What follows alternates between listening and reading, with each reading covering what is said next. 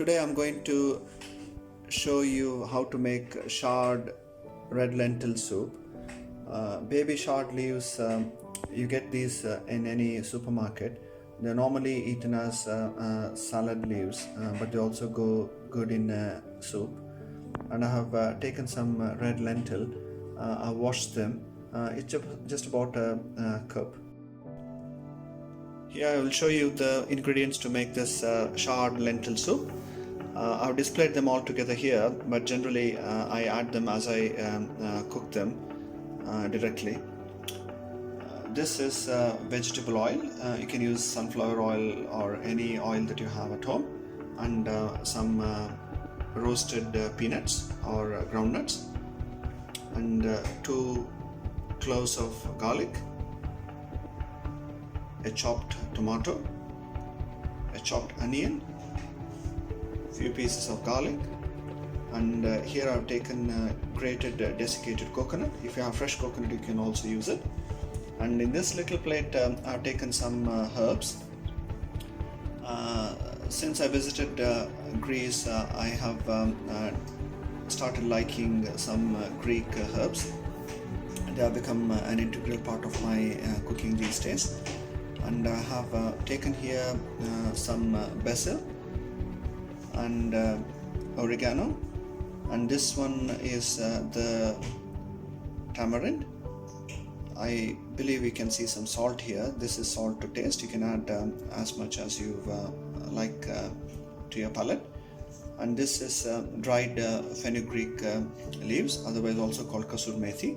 And in the middle I've got those couple of peppercorns. In addition to this, I will also use some of other spices that we always normally use in Indian cooking. I'm not going to use all of this from this masala box. I'll just take the ones that I'm going to use in the current cooking. This are some mustard seeds. I'll also take some turmeric powder and the cumin seeds. So these are essentially the ingredients that you need to make this chard lentil soup. I think you should not be really after all these ingredients. If you don't have any of these, like basil leaves or oregano or mustard or cumin, it still should be okay actually. So you just add what all you have at home, and it should still make a nice soup. I use a pressure cooker to make all my soups. It makes it so easy and quick. I'm going to turn on the stove now. I'm going to add all the ingredients I just showed you now. I'm not really after any particular order. I will start with the oil. Maybe 2 little spoons of sunflower oil. And then I will add a bit of mustard, cumin, and some turmeric powder. I'll then add this tamarind, salt, peppercorn, and the Greek spice that I showed you, and dried fenugreek leaves. I'm not really very particular with the order actually, like they all get boiled in the pressure cooker anyway. Peanuts,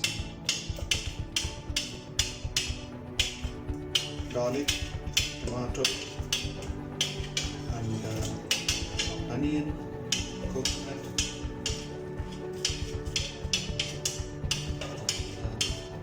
ginger. Finally, I will also add the chard leaves. Wash this well.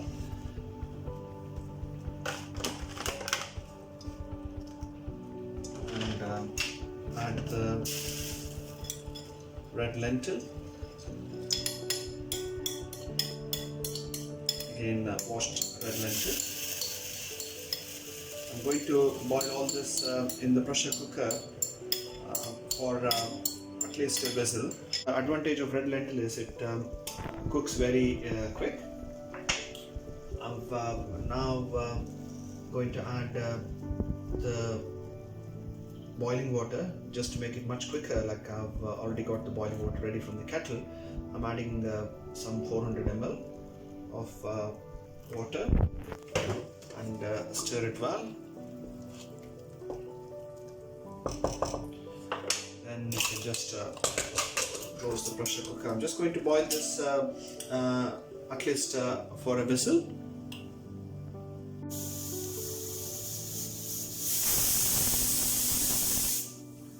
I kept it on high flame, so it whistled within 5 minutes.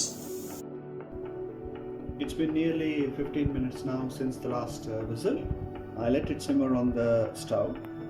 I'm going to open it now and see how it has boiled. Seems it's boiled really well. Give a good stir. It's already smelling so nice and delicious. Now I'm going to blend the soup with my hand blender till it is of soft and smooth consistency.